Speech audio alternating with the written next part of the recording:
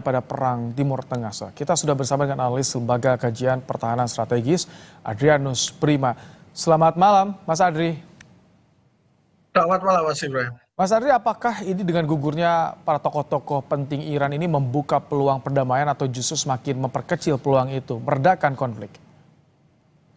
Ya, mungkin kita dapat sama-sama lihat ya dengan sejak terjadinya asasinasi terhadap pemimpin besar Iran, kemudian suksesi-suksesi yang ada, apalagi kita sama-sama ketahui ya waktu pemimpin besar Iran diserang itu kan tidak hanya sendiri tapi juga dengan beberapa jenderal-jenderal dan pimpinan Iran juga ya.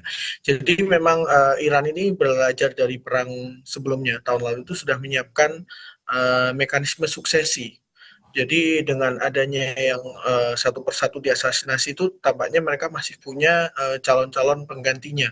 Seperti yang terakhir ya, mungkin yang cukup besar ketika Ali Larijani dibunuh ya, ternyata mereka sudah menunjuk Hussein Degan sebagai penggantinya.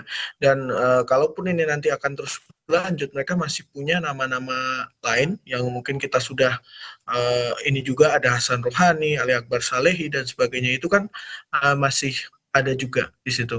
Jadi memang mereka sudah menyiapkan pola suksesi mulai dari pemimpin terbesar, sampai juga dengan menteri-menteri dan pimpinan-pimpinan militernya maupun pimpinan IRGC. Mereka sudah menyiapkan pengganti-penggantinya begitu. Jadi artinya ketika pejabat penting mereka berguguran satu persatu, tidak sama sekali mengendorkan serangan mereka terhadap musuh, AS dan juga Israel. Ya betul, karena sepertinya mereka sudah menyiapkan itu ya dari tahun lalu. Tapi yang menjadi kabar yang kurang baik untuk kita semua adalah kemungkinan masuk jalur diplomasi ini akan semakin berat. Karena ada kemungkinan bahwa tokoh-tokoh pengganti dari tokoh-tokoh yang diasasinasi itu mereka lebih garis keras. Seperti misalnya Hussein Degan ini kan dia lebih garis keras daripada Ali Larijani yang bahkan kata Amerika pun Ali Larijani ini sudah penjahat lah levelnya. Nah, tapi si Hussein Degan ini lebih garis keras lagi. Jadi kalau kita ketahui bersama ya bahwa dia itu sudah aktif sebagai aktivis di Iran sejak zaman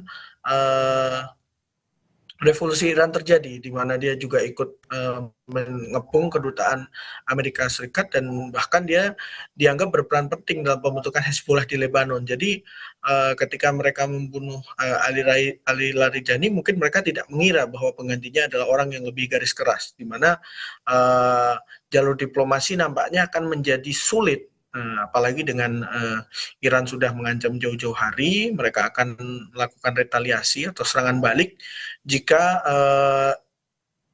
penghasil minyak dan gas mereka, daerah-daerah maupun fasilitas, serta adanya asasinasi begitu. Kita bisa lihat bahwa terjadi eskalasi juga, mereka menyerang fasilitas-fasilitas minyak dan gas di negara Teluk ya, Iya. seperti di Qatar, juga di tentu saja Israel dan juga termasuk di Saudi Arabia. Tentunya ini akan menjadi eskalasi yang makin tinggi yang mungkin kita sama-sama melihat juga, kita sama-sama menunggu bagaimana reaksi negara-negara begitu. Apakah mereka akan berusaha menekan Amerika dalam hal ini untuk segera menghentikan peperangan atau akan meneruskan kecaman-kecaman ke Iran menjadi aksi kinetik. Ini hal yang Tapi biasanya seperti apa, Mas Andri, karakter dari negara-negara Teluk ini ketika fasilitas energi, kilang minyak mereka terdampak? Karakternya biasanya akan hanya mengecam atau bereaksi,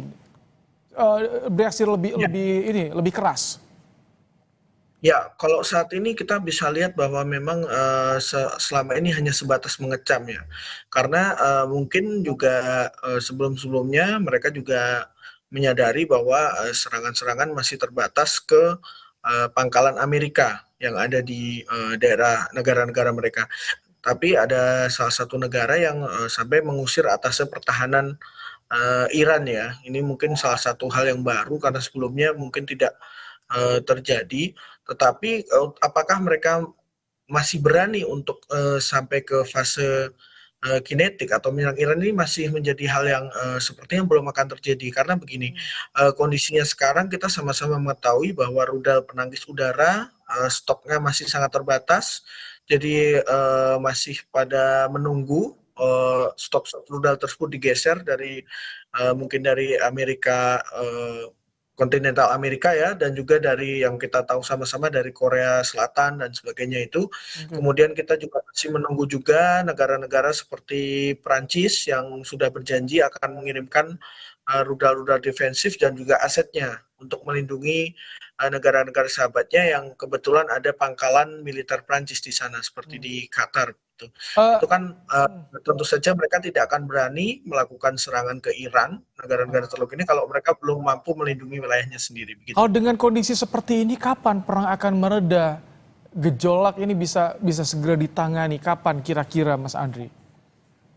Nah, ini adalah pertanyaan besar yang kita juga dari awal perang ini kami senantiasa bertanya, sebenarnya apa sih yang diharapkan dari serangan Israel dan Amerika? Karena kita harus sama-sama ingat bahwa bagi Israel, perang berkepanjangan itu tidak ada ruginya bagi mereka. Bagaimana kita lihat mereka mengekskalasi di Lebanon ya, Hmm. bagaimana mereka melakukan ultimatum kepada Lebanon, hampir seperenam penduduknya diminta untuk mengevakuasi diri. Kita bisa lihat bahwa Israel ini tidak merasa bahwa perang ini harus segera selesai, karena kalau kita lihat dalam pidato Netanyahu ya, yang ketika dia bilang dalam bahasa Ibrani, dia bilang kita akan melakukan ini selama mungkin, Hmm. as long as it takes. Tapi ketika dalam bahasa Inggris dia bilang we want to, kita ingin mengakhiri ini secepatnya. Kita bisa lihat bahwa sebenarnya masalah utamanya adalah Israel tidak ingin perang ini segera selesai. Jadi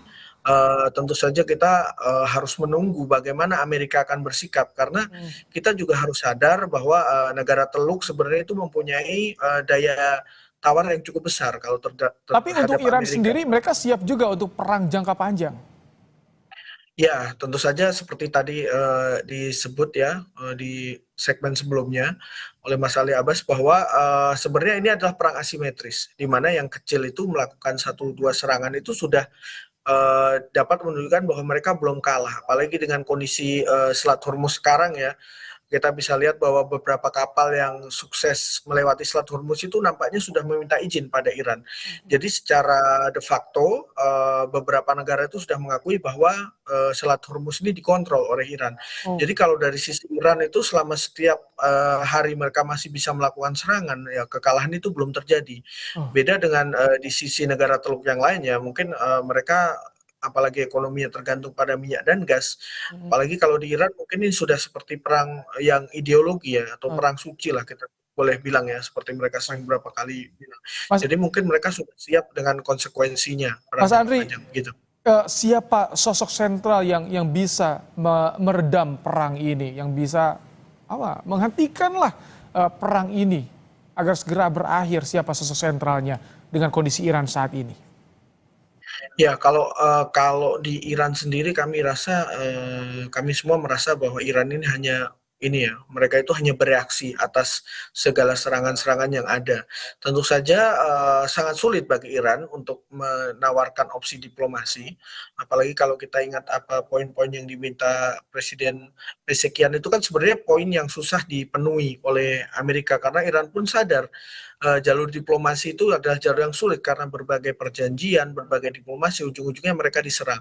Kalau kami boleh berpendapat, sebenarnya sekarang ini yang memegang peran penting yang bisa menekan Amerika itu adalah para pemimpin-pemimpin negara Teluk, yang kita harus ingat, bahkan seperti Qatar itu menyumbangkan pesawat kepresidenan, kemudian beberapa negara Teluk itu berinvestasi di dana-dana yang digalang oleh menantu Presiden Trump, si Jared Kushner. Nah, di sini mungkin leverage-leverage negara Teluk yang harus bisa digunakan untuk menghentikan perang ini.